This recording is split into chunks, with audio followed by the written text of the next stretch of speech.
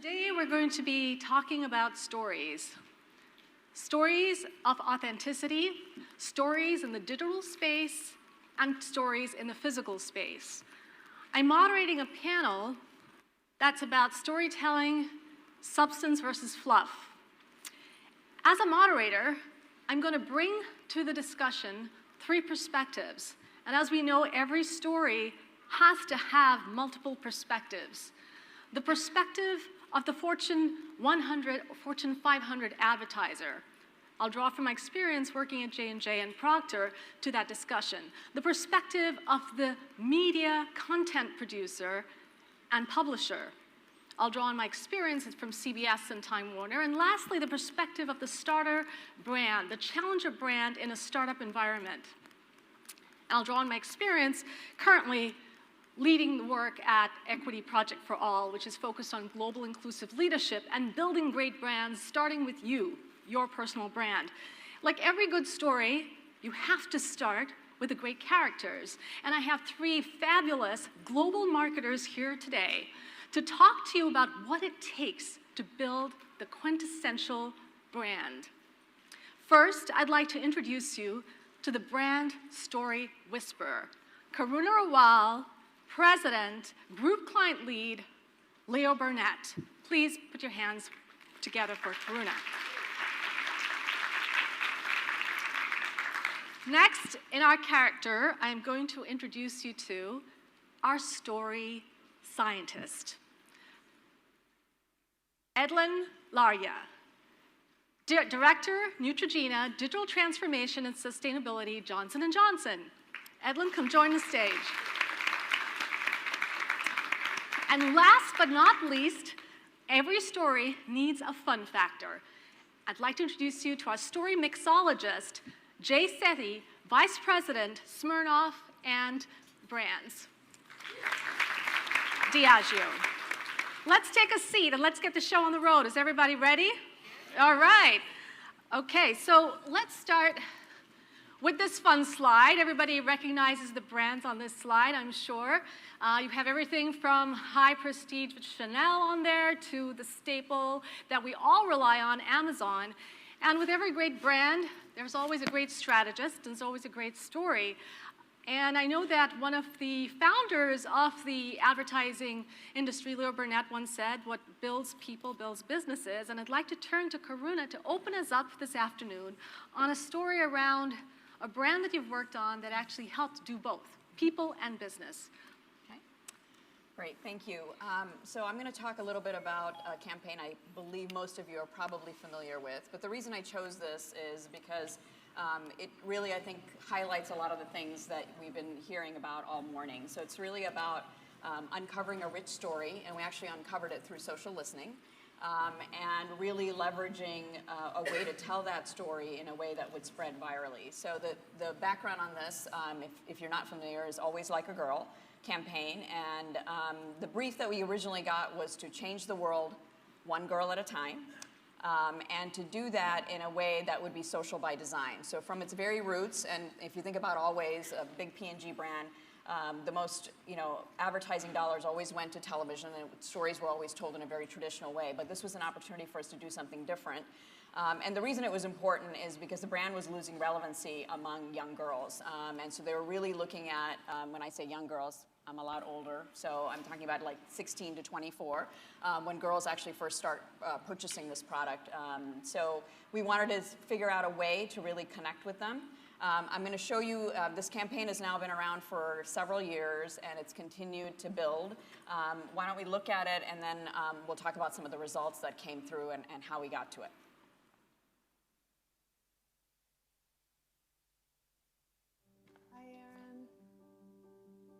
Show me what it looks like to run like a girl. My hair. Show me what it looks like to fight like a girl. Now throw like a girl. Aww. So do you think you just insulted your sister? No. I mean, yeah, insulted girls, but not my sister. My name is Dakota, and I'm 10 years old. Show me what it looks like to run like a girl. Throw like a girl. Fight like a girl. What does it mean to you when I say run like a girl? It means run fast as you can.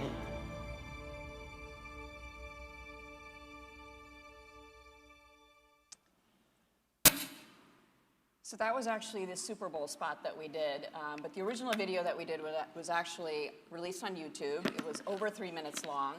It did not, by the way, show any side-by-side demo of blue goo on pads, which was sort of the category norm. So we changed a lot of things, and I think we really, as we developed this campaign, the first thing we did was really listen to what was going on in culture and in girls' lives during that time when they're transitioning and going through puberty. And you know, the brand had always done a lot of work in this area, but they'd never really come forth and talked about what it really means to connect with that consumer. So we had the opportunity to take our purpose, which is about empowering women, bring it together with this data that we had around the fact that a girl's confidence plummets significantly during puberty, and if we don't do anything, it doesn't come back until she's well in her 70s. So there was some pretty powerful data that we uncovered, and we did a lot of social listening. This was a global campaign, so we were able to get that insight and validate it across the world. And then we created a social campaign, and when we put it on YouTube, it just took off. I mean, we were expecting, we got all excited. I remember, 100,000 views. We're like, okay. So we actually got to 90 million. And we had 4.4 billion impressions. We blew every KPI you can think of. And the best part was we actually built the brand. We built brand equity. We built market share. We built brand preference. And the thing that I think was most compelling for us is when before the campaign, before they saw it, 19% of girls thought doing something like a girl was a positive thing. And after the campaign, the number was 76%. So we made a dramatic difference in culture. And the reason like I said, I chose this campaign, just to wrap it up, is that it came from us really listening to our consumer through social media, really understanding how to build a story that was connected to her life, not just about what we as the brand were doing, and really connected back to our purpose. So we uncovered a human truth about what girls are going through at this age. We connected that to our brand truth about how we could be a resource and play a role in her life at that critical moment, and brought it together to create something that everyone said, no one's going to watch a 3-minute video about femcare, come on.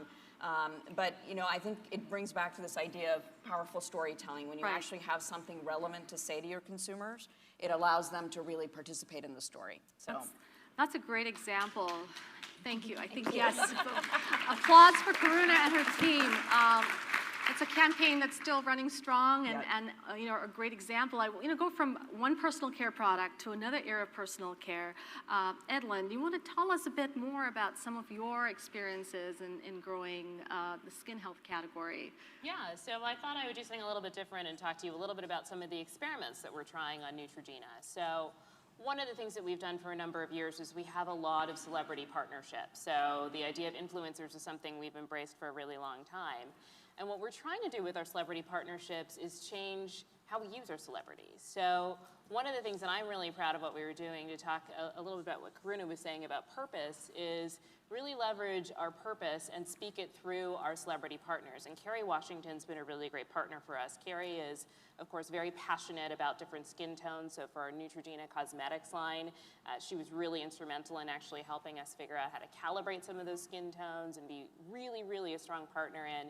I know we throw that term around about co-creation, but she actually really was a big part of it. The other thing that we're really proud of is CVS had a really great initiative around not retouching images. So it's important for us, very much talking about young women and young people in general, making sure that we're really being true about the types of things that we're telling them. So Kerry, we said, hey, would you be a partner with us and CVS and put out a retouched image and really talk about this? So this was something that we felt really strongly about, as opposed to just putting her in a spot holding up a tube of something, which we're really great at.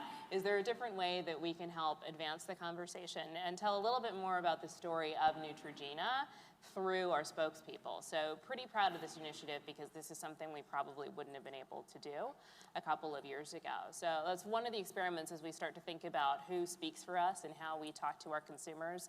It's a little different than me getting on Twitter and interacting with all of our consumers when you're a really, really massive global brand. And what I love about Neutrogena is, it's a fun fact, everybody thinks Neutrogena comes from their country around the world. So if you're Swiss, you think it's Swiss. Asian, like people in Singapore think it's Singaporean, maybe vaguely, but it's kind of a brand that everybody embraces. And the other example I'd love to share, if you feel, go ahead, is we did something for Valentine's Day, and I'll play it for you. It was only around in social and on stories, on Instagram, and well, I'll let it play it. I'll tell you about it.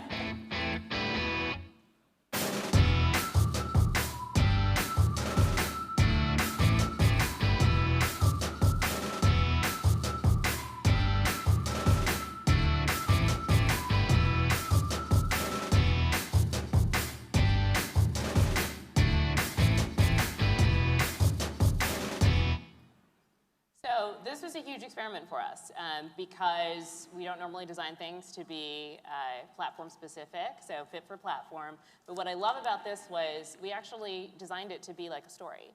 So there wasn't a storyboard where I had a script from the agency or anything. We just said we wanted to take a moment where it was like a couple hanging out on Valentine's Day and playing with masks, because that's something that people probably have done and have fun doing, and let's just see what happens. So we went in studio, set up the camera, and had them interact, and it was almost like shooting, somebody said like a television sitcom or something, where they were just playing around, and we saw what we got, and then we edited it down into what you saw there. And that may sound really simple to some of you in the audience, but for a brand like ours, that was crazy. I had people like, well, what are you doing? Like, we went rogue. How did that happen? But I think it's really important for us to figure out how we can tell authentic stories that make sense without it. They weren't holding up the bottle and like, look at us, we're using Neutrogena, but you get it. And I think that's the struggle that brands like ours have today, which is how do we make sure that we're starting to tell authentic moments that are enjoyable? Did this change anybody's life? No. But it was something that we thought was really fun and we wanted to give a try. So let's go from authentic moments and iconic brands to another iconic brand in a different category. Jay, talk to us about the story behind Smirnoff. Yeah, so I'm really proud. I spent a decade at P&G and in the beauty space, and so it's fun to be here with you guys. I was really proud then to shift into Smirnoff, which is the world's #1 vodka and has been around for 155 years. We serve over 1 billion drinks a year globally to 100 million people. So the impact is really significant. But in the US, of course, the perception has actually been something we had to work on, because over the years, the brand perception had shifted. And so we're here talking at a modern marketing conference, but really for us, the answers were in the roots. We had to go all the way back into our archives. And so my team and I went back and we discovered 2 things. One was our history. This is a brand that actually left Russia, and like most immigration stories in the US, came right in the 30s to the US, and we left because the elites wanted Smirnoff to just be for them. They wanted it to be for the czars. It was the best vodka you could have, and they wanted it for themselves. And our founder said, we want to be for the people, so you got to go. And that sense of democratization became a value and a spirit that, frankly, we needed to bring back, always keeping this brand super accessible to as many people as possible. The second thing was our roots in diversity and inclusion. We came to America in the 30s, and we're one of the first brands to use African Americans and women in advertising. We found our first LGBT ad from 1969. Decades, frankly, before other brands started engaging in this space. And that, we always say as a brand, if our predecessors had the courage to do that then we certainly could do something now. And those 2 things led to us recasting this brand to fully reflect the American landscape that we have today, and to do it in a way that's authentic and socially driven. 2 quick examples for you. The first one, this was run in a little bit of a political climate. You might have seen this. I almost lost my job for it. It says, made in America, but we'd be happy to talk about our ties to Russia under oath. And we decided to do this because, one, Hakan, actually on my team, is in the front row here. We first tested 25 different claims. We tested it quantitatively, and we used social media to understand what would be the most impactful. Made in America rose to the top. That then led to the brief to the agency to say, what can you do to get everyone's attention? They very smartly put this forward. And at first, we were going to run it on social. But we knew that would actually have more risk because you can share. Ironically, my lawyers are more comfortable with social because it's a different understanding. So instead, we ran it in one train stop in Harlem. And within 3 hours, it was picked up on Reddit.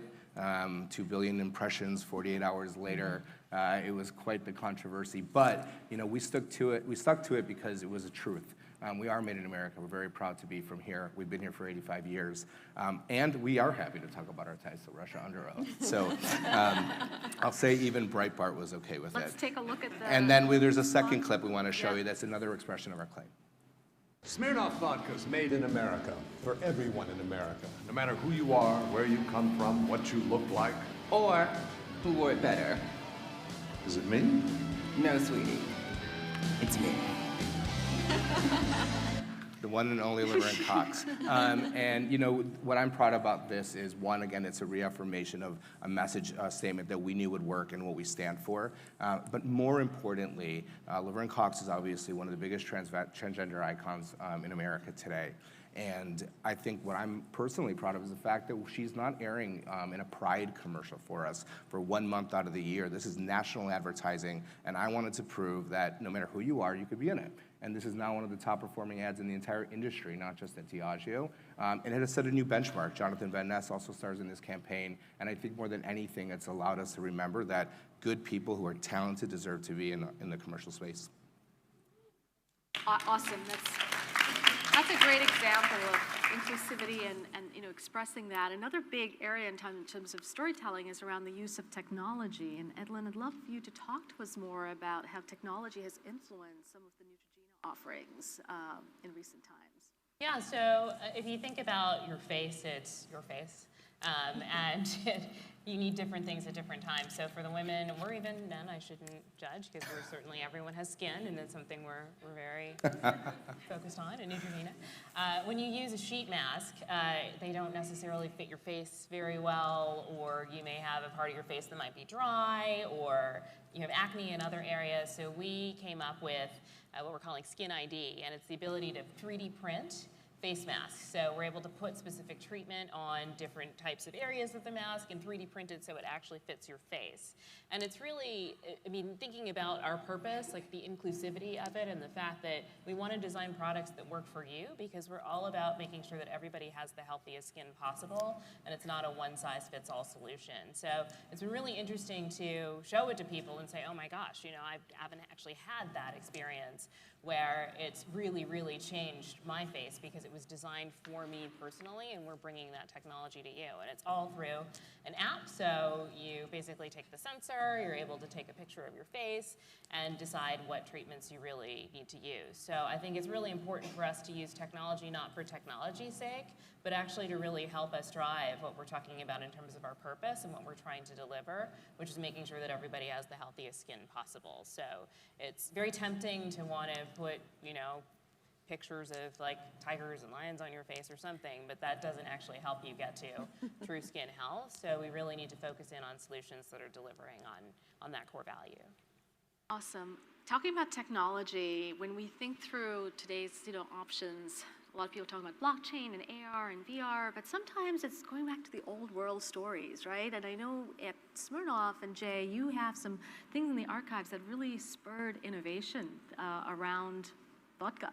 So you want to tell us a little bit more about... Yeah, so the Moscow Mule, invented 75 years ago, the first great American cocktail, created by 3 people. Our guy, who was a vodka guy who couldn't sell vodka because Americans didn't know what it was, the ginger beer guy who didn't know what ginger beer was, and a woman who had the copper mugs. Now, interestingly, there's a lot of mystery about who the woman is, because part of the problem with American history is we excluded women a lot from the books. But we know it was a woman, and we're really proud to be able to bring this story back. But what was equally interesting as a part of that was how it actually became popularized. So our guy was smart enough to know that this was the year after the Polaroid camera was invented. So we would take 2 pictures. He would go to the bar.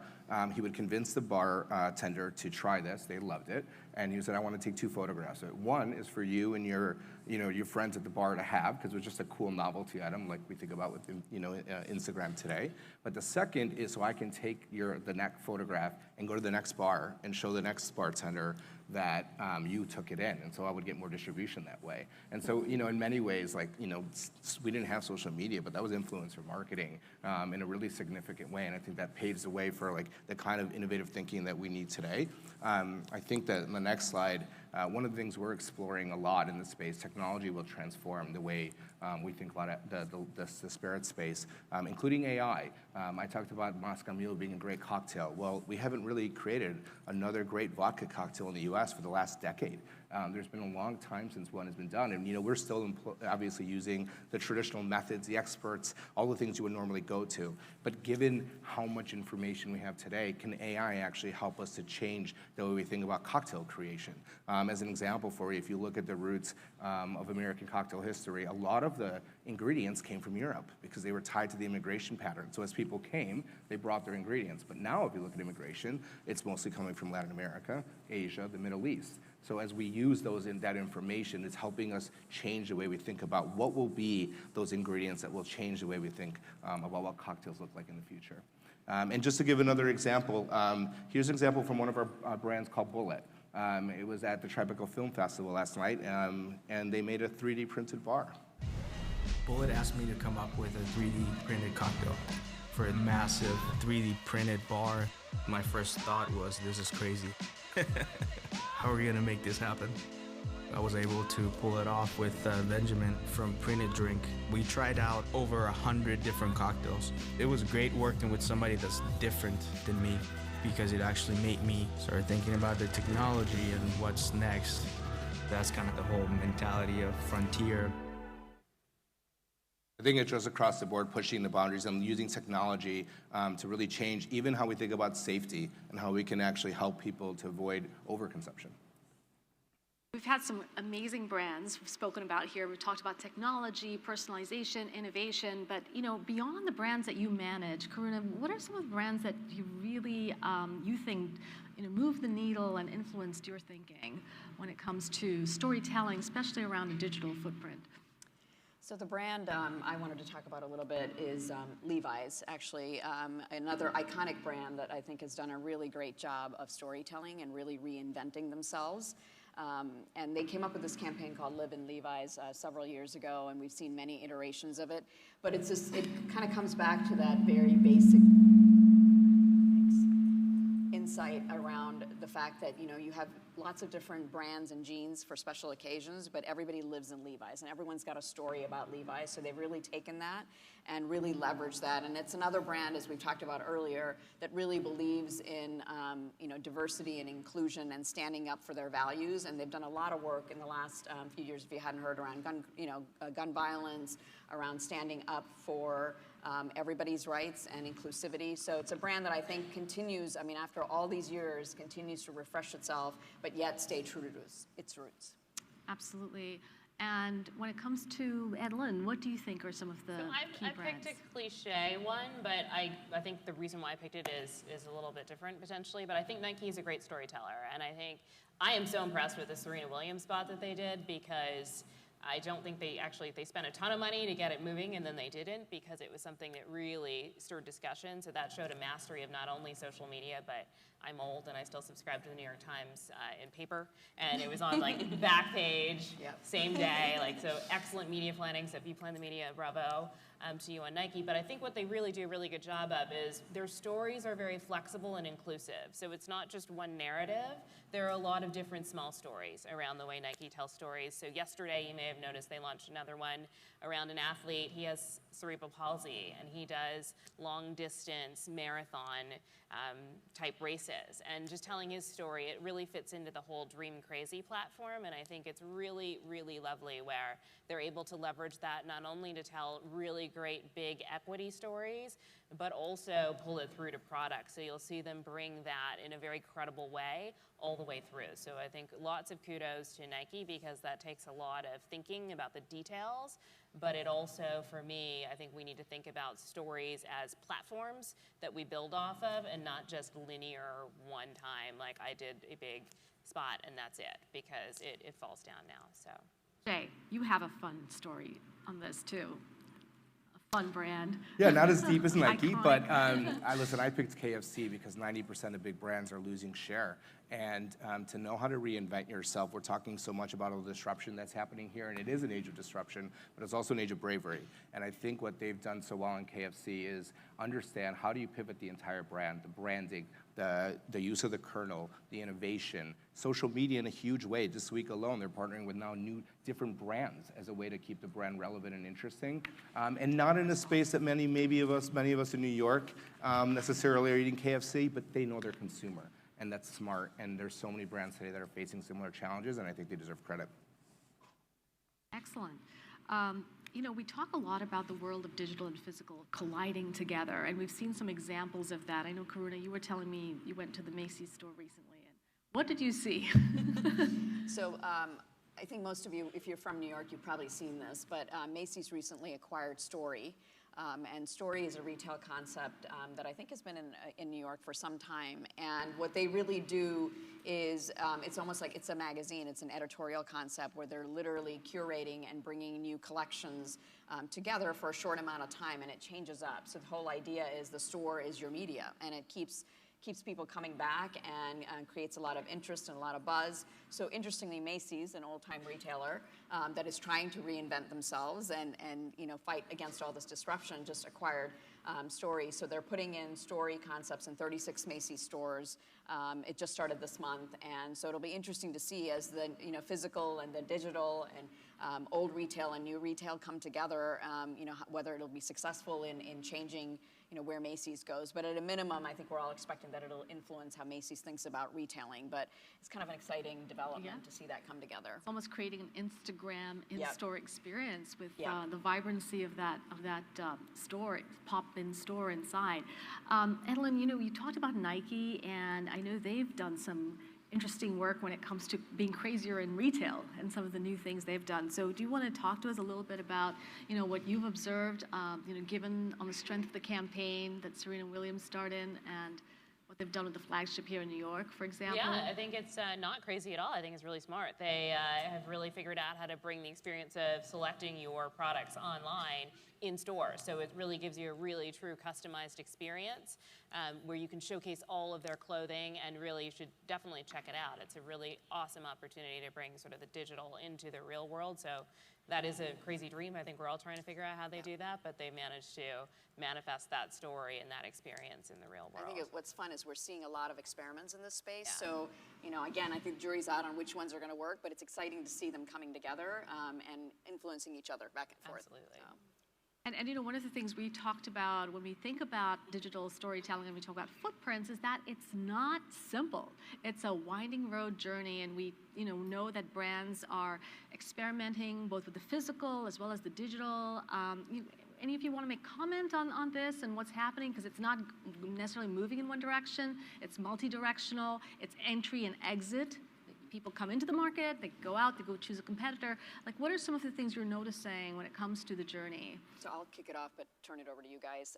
So one of the things we did very differently when we actually worked on a Like a Girl campaign is we did our whole media strategy and plan alongside the creative brief, like right up front. We really thought through the entire journey and knew we were going to start with YouTube, but we also had all of the other channels. We thought about the role of every channel and where it was going to play a role and what it was going to do for us, so that we had a complete map that was ready to go, but it just was, what was the entry point, and after that, we had an opportunity for the brand to, at every phase of the journey, to be visible with the campaign in the right way, at the right moment, so that we could deliver the right message. And just a quick thing, I have my handle over there for any questions. I'm not sure if we will have time, but you can certainly tweet your, DM your message to me, and we'll try and get to it afterwards. So that's my handle if anyone has any burning questions. Go ahead. I'd quickly just say, I think my frustration with the talk about consumer journey is every time I get one, it's the same, right? So it's like in personal care with women, it's always a woman, first of all, and then she gets up in the morning and has some coffee, and then she's on the subway, and like we're all trying to hit her at the same point in time, and I don't think that's realistic. I mean, I just bought a set of Philips Hue lights for my bachelor apartment, which I don't really need, but they're very cool. And I bought them because my Pilates studio, I was looking up and I was like, oh, these lights are kind of cool. I should check them out. Like, where would that fit in a consumer journey? Right. So I think we need to think a little bit harder.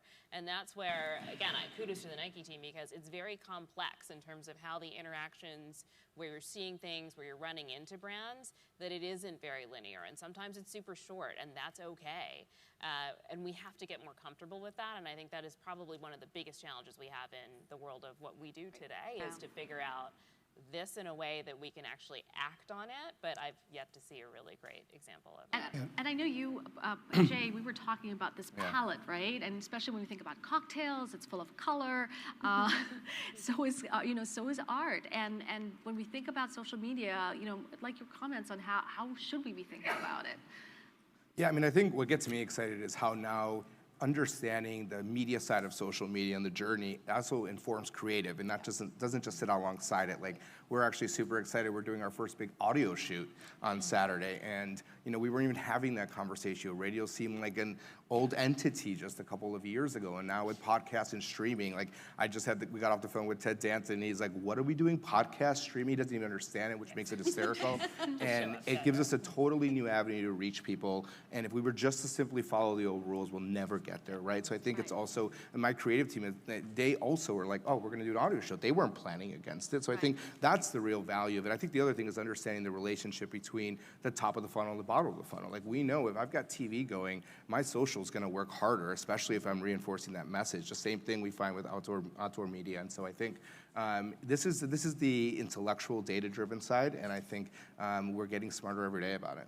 And I want to just point out, I'm going back to this because, Karuna, you talked about YouTube being the catalyst when it came to your brand way back in awareness of the girls' confidence issue, right? So I guess the key message here is it's all about your objective and your target audience and your message. And EDLYNNE, I know you have some passionate points on social media and how we think about it. I said to Raquelle, and she said, "Can you do this panel?" I said, "Well, look, I really hate talking about social media." I'm in social media she hates it. But in the sense that it's all part of the story, right? So it's everything. And I guess this visual is really talking about how it's all part of a palette. And I can't paint a picture with, I mean, I guess you could with one piece of paint, but it's not really a great masterpiece. And so I think we have to really push ourselves to stop thinking about channels all the time, and it's like, how can I tell the story? Like, it's all parts of the paint that I can use to paint the picture of my brand, and that's really what I would encourage us to think more Because no one about. goes and asks her, what's your blue strategy, right? It's like, what's their whole color story strategy? And